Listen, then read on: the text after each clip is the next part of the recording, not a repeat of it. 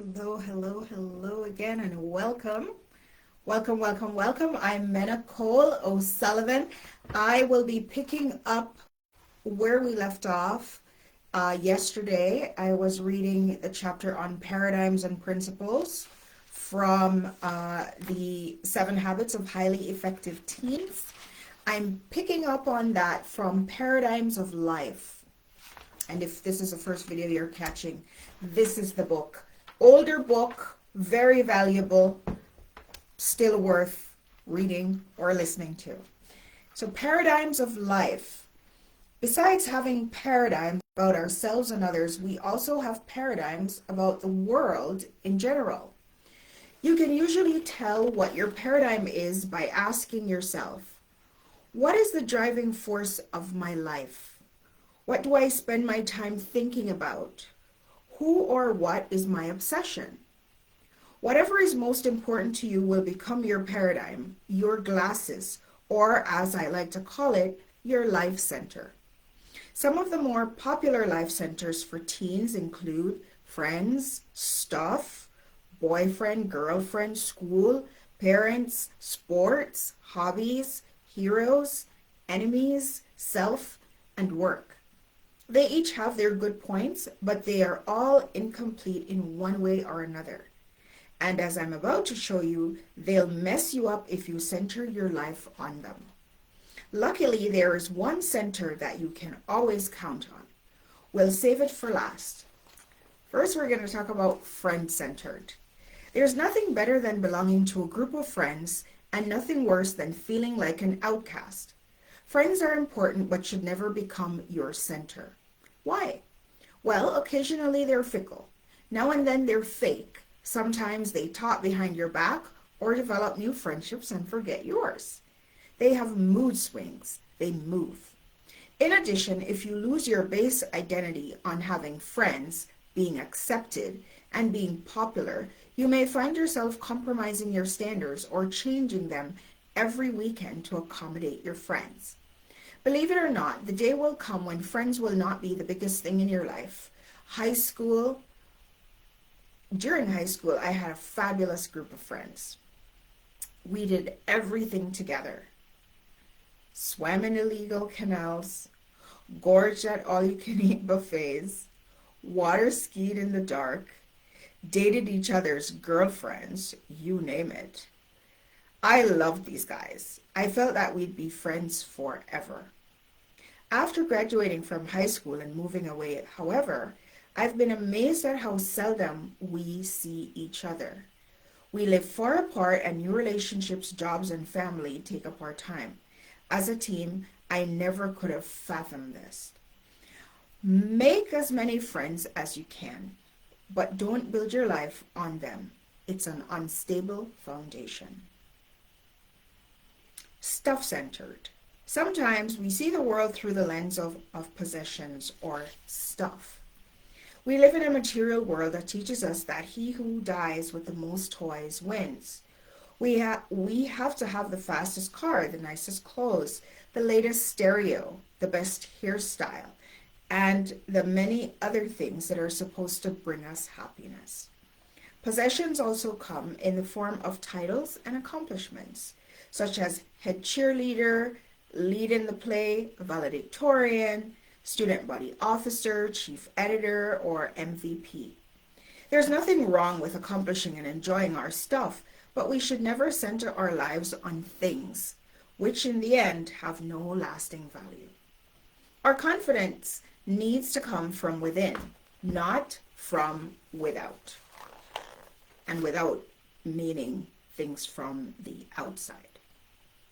From the quality of our hearts, not from the quantity of things we own. After all, he who dies with the most toys still dies. I once knew a girl who had the most beautiful and expensive wardrobe I'd ever seen. She seldom wore the same outfit twice. After getting to know her better, I began to notice that she got much of her self-confidence from her clothes and had a bad case of elevator eyes. It seemed that whenever she talked with another girl, she'd eye her from head to foot to see if her outfit was as nice as her own, which usually gave her a superiority complex. She was stuff-centered, which was a real turn-off to me. I read a saying once that says it better than I can. If who I am is what I have, and what I have is lost, who am I? Boyfriend, girlfriend centered. This may be the easiest trap of all to fall into. I mean, who hasn't been centered on a boyfriend or a girlfriend at one point? Let's pretend Brady centers his life on his girlfriend Tasha. Now, watch the instability it creates in Brady. Tasha's actions. Makes a rude comment. Brady's reaction. My day is ruined. Tasha's actions. Flirts with Brady's best friend. Brady's reaction. I've been betrayed. I hate my friend. Tasha's actions. I think we should date other people. Brady's reactions. My life is over. You don't love me anymore. The ironic thing is that the more you center your life on someone, the more unattractive you become to that person. How's that? Well, first of all, you're centered on someone, you're no longer hard to get. Oh, if you're centered on someone, you're no longer hard to get. Second, it's irritating when someone builds their entire emotional life around you. Since their security comes from you and not from within themselves, they always need to have those sickening, where do we stand talks. When I began dating my wife, one of the things that attracted me the most, was that she didn't center her life on me. I'll never forget the time she turned me down with a smile and no apology for a very important date. I loved it. She was her own person and had her own inner strength. Her moods were independent of mine. You can usually tell when a couple becomes centered on each other because they are forever breaking up and getting back together. Although their relationship has deteriorated, their emotional lives and identities are so intertwined that they can never fully let go of each other. Believe me, you'll be a better boyfriend or girlfriend if you're not centered on your partner. Independence is more attractive than dependence. Besides, centering your life on another doesn't show that you love them, only that you're dependent on them. Having many girlfriends or boyfriends as you'd like. Have as many boyfriends or girlfriends as you'd like. Just don't get obsessed with or centered on them, because although there are exceptions, these relationships are usually about as stable as a yo-yo. I'd say caution yourself about the have as many girlfriends and boyfriends thing. As long as they're just platonic friends, have as many as you can. But beyond that, not a good idea. So there's a cartoon in here. Tracy, I think you need a new center. So Tracy had a boyfriend. So this is her locker. Oh, the boy's name was Corey. Oh, Corey, all the different pictures. So here it's saying, don't do that. Don't get too attached or too focused on just one person. Anyhow, school-centered. Among teens, centering one's life on school is more common than you might think. Lisa from Canada regrets being school-centered for so long. This is what she said. I've been so ambitious and so school-centered that I haven't enjoyed my youth. It has not only been unhealthy for myself, but it's been selfish because all I cared about was me and my achievements. As a 7th grader, I was already working as hard as a college student. I wanted to be a brain surgeon just because it was the hardest thing I could think of. I would get up at 6 in the morning all through school and not go to bed before 2 a.m. in order to achieve. That's a bit much. I felt teachers and peers expected it of me. They would always be surprised if I didn't get perfect grades. My parents tried to loosen me up, but my own expectations were as great as that of teachers and peers. I realize now that I could have accomplished what I wanted without trying so hard and could have had a good time doing it. Our education is vital to our future and should be a top priority, but we must be careful not to let Dean's List, GPAs, and AP classes take over our lives. School-centered teens often become so obsessed with getting good grades that they forget that the real purpose of school is to learn. As thousands of teens have proved, you can do extremely well in school and still maintain a healthy balance in life. Thank goodness our worth isn't measured by our GPA. Parent-centered. Your parents can be your greatest source of love and guidance, and you should respect and honor them. But centering your life on your parents and living to please them above everything else can become a real nightmare. Don't tell your parents I said that, or they might take away your book. Just kidding. Read what happened to this young girl from Louisiana. I worked so hard all semester. I just knew that my parents would be pleased. 6 A's and 1 B+. But all I could see in their eyes was disappointment. All they wanted to know was why the B+ wasn't an A. It was all I could do not to cry. What did they want from me? That was my sophomore year of high school, and I spent the next 2 years trying to make my parents proud of me. I played basketball, and I hoped that they would be proud. They never came to see me play. I made the honor roll every semester, but after a while, straight A's were just expected. I was going to go to college to be a teacher, but there was no money in that, and my parents felt that I would be better off studying something else, so I did. Every decision I made was prefaced with the questions: what would mom and dad want me to be? Would they be proud? Would they love me? But no matter what I did, it was never good enough. I had based my whole life on the goals and aspirations my parents thought were good, and it didn't make me happy. I'd lived to please my parents for so long that I felt out of control. I felt worthless, useless, and unimportant. Eventually, I realized that my parents' approval wasn't coming, and if I didn't get my act together, I would destroy myself. I needed to find a center that was timeless, unchanging, and real. A center that couldn't shout, disapprove, or criticize.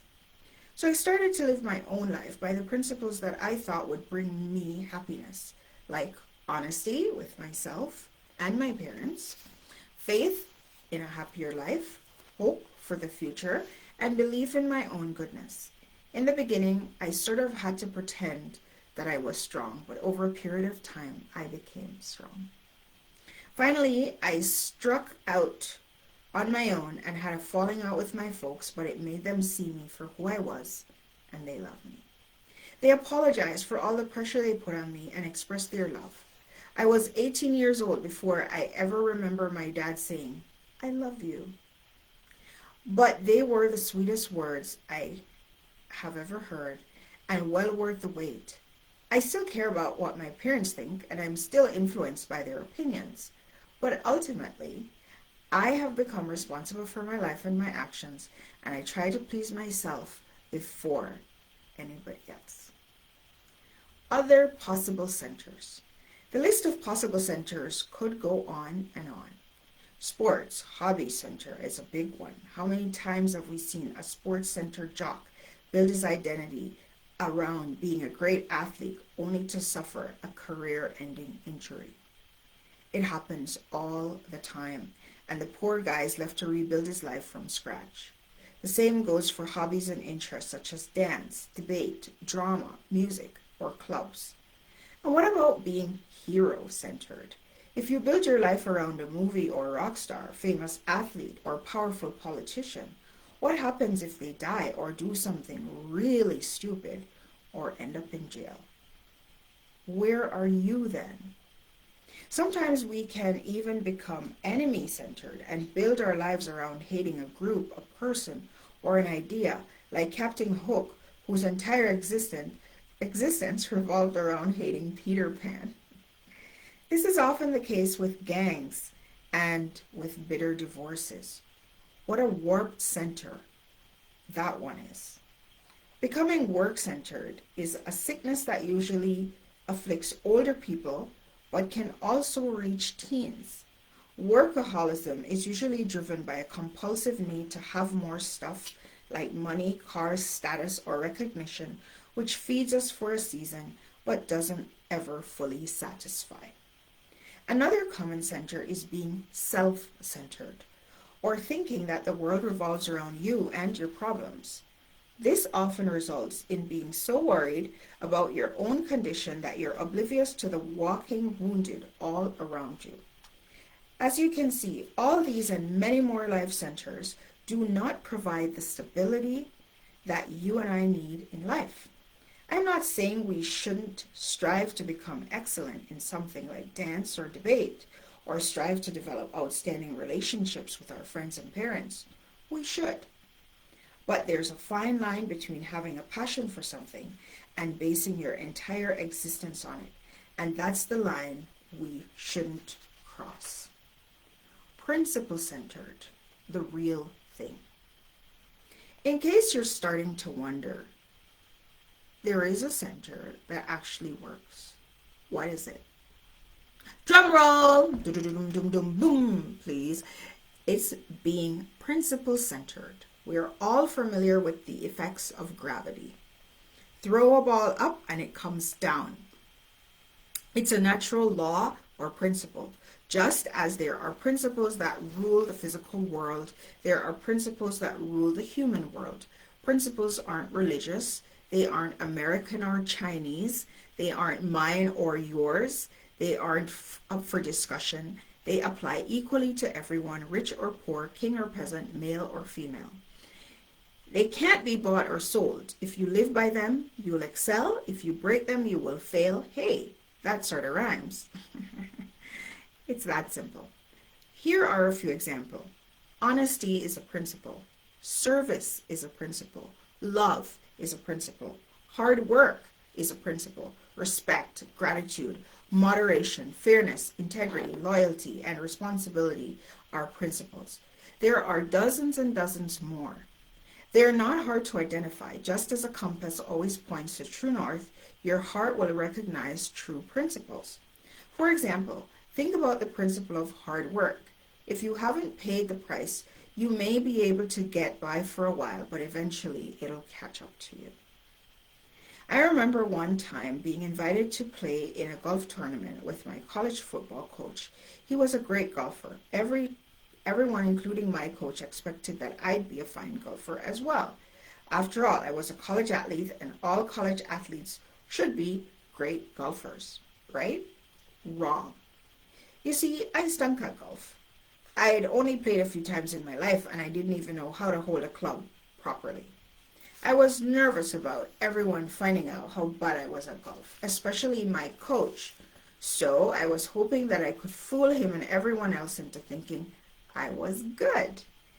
On the very first hole, there was a small crowd gathered around. I was first up to tee off. Why me? As I stepped up to hit the ball, I prayed for a miracle. Swoosh! It worked! A miracle! I couldn't believe it. I'd hit a long shot straight down the middle of the fairway. I turned around and smiled to the crowd and acted as if I always hit like that. Thank you. Thank you very much. I had them all fooled, but I was only fooling myself because there were 17 and a half more holes to go.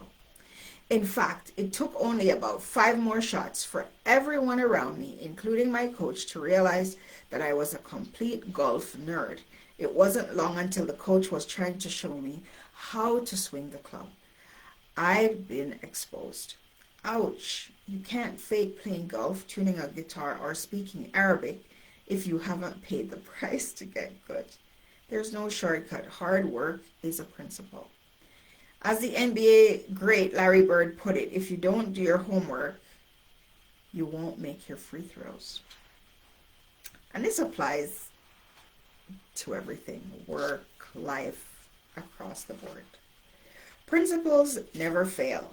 It takes faith to live by principles, especially when you see people close to you get ahead in life by lying, cheating, indulging, manipulating, and serving only themselves.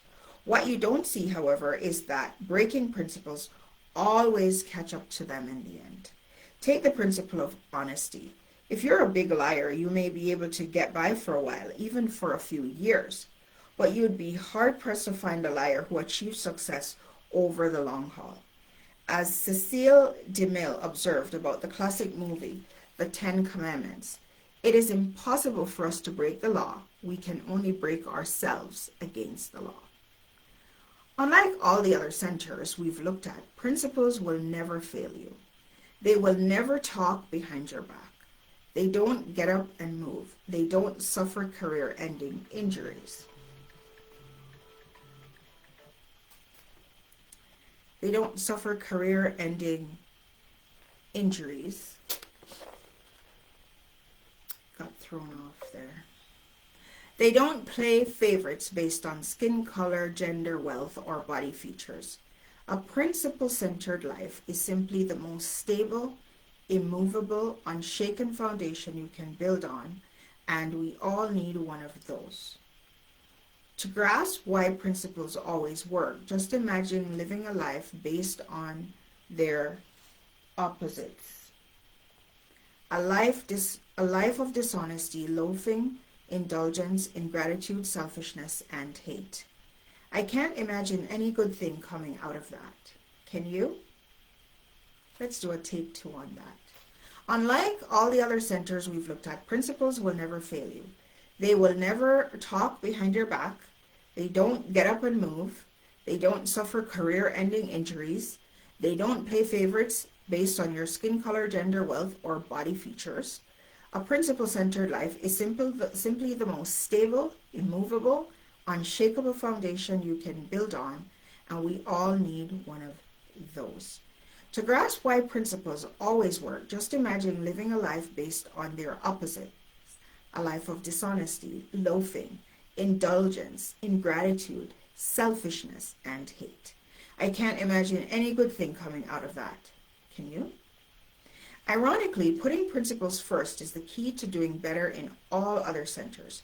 If you live the principle of service, respect, and love, for instance, you're likely to pick up more friends and be a more stable boyfriend or girlfriend.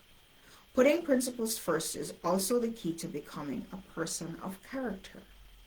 Decide today to make principles your life center or paradigm. In whatever situation you find yourself, ask, what is the principle at play here? For every problem, search for the principle that will solve it. If you're feeling down, if you're feeling worn out and beaten up by life, perhaps you should try the principle of balance. If you find no one trusts you, the principle of honesty might just be the cure you need. In the following story by Walter McPeake, loyalty was the principle in play.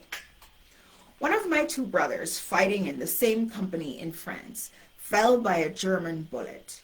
The one who escaped asked permission of his officer to go and bring his brother in.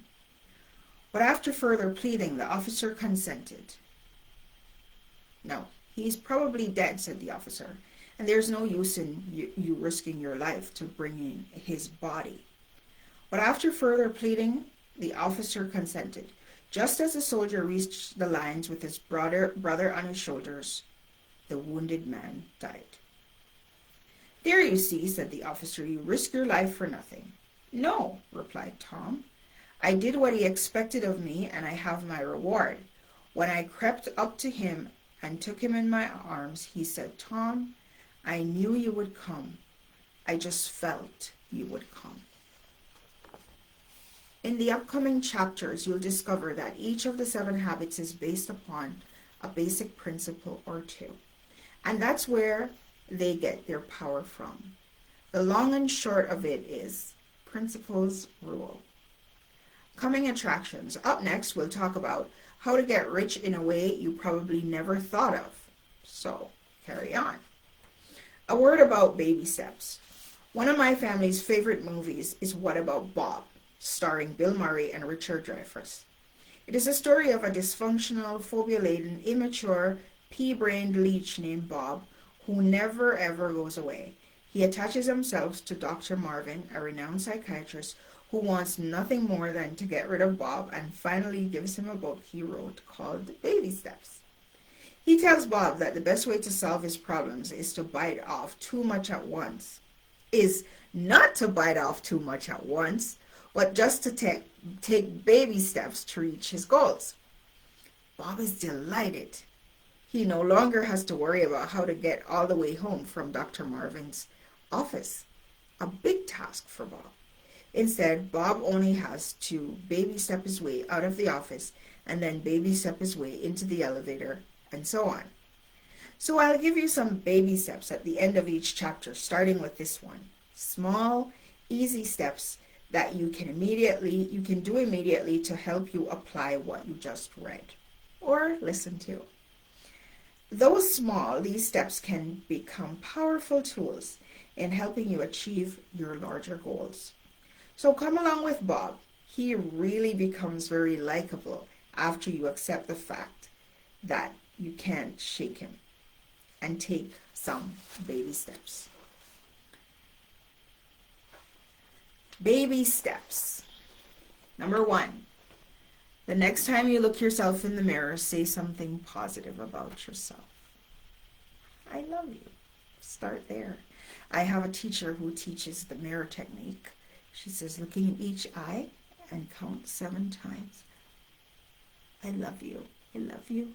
I love you. I love you. I love you. I love you. I love you. Each eye. So you do the other eye. I love you. I love you. I love you. I love you. I love you. Trying to do it in the computer screen here. I love you. 7 times each eye. And when you're done, you look both eyes. You look yourself straight in the face. And you say, I love you. And you can do that 7 times too. But when you look in the mirror, next time, say something positive about yourself. Number 2, show appreciation for someone's point of view today. Say something like, hey, that's a cool idea. Number 3, think of a limiting paradigm you might have of yourself, such as, I'm not outgoing. Now do something today that totally contradicts that paradigm. Strike up a conversation with a stranger that you don't know. That will get you in the opposite direction of being shy. Okay, number 4, think of a loved one or close friend who's been acting out of character lately. Consider what might be causing them to act that way. 5, when you have nothing to do, what is it that occupies your thoughts? Remember, what is most important to you will become your paradigm or life center. What occupies your time and energy? Number 6, the golden rules. Begin today to treat others as you would want them to treat you. Don't be impatient. Don't complain about leftovers or badmouth someone unless you want the same treatment. Number 7, sometime soon find a quiet place where you can be alone. Think about what matters most to you. Number 8, listen carefully to the lyrics of the music you listen to most frequently. Evaluate if they're in harmony with the principles you believe in. Number 9, when you do your chores at home or work tonight, try out the principle of hard work. Go the extra mile and do more than is expected. Number 10, the next time you're in a tough situation and don't know what to do, ask yourself, what principles should I apply? Example, honesty, love, loyalty, hard work, or patience.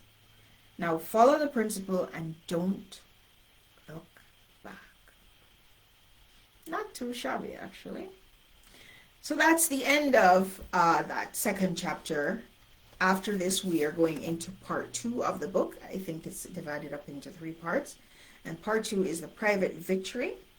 And we're going to go into that in our next session. So thank you for tuning in.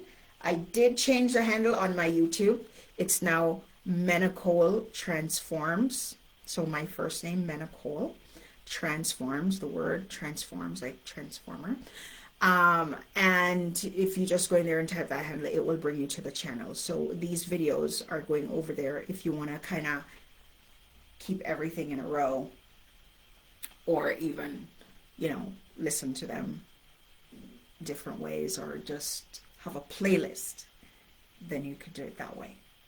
But put in the comments what you like most about these readings, what stands out or catches your attention as you're listening. Would love to hear from you. Have a blessed day. Adios.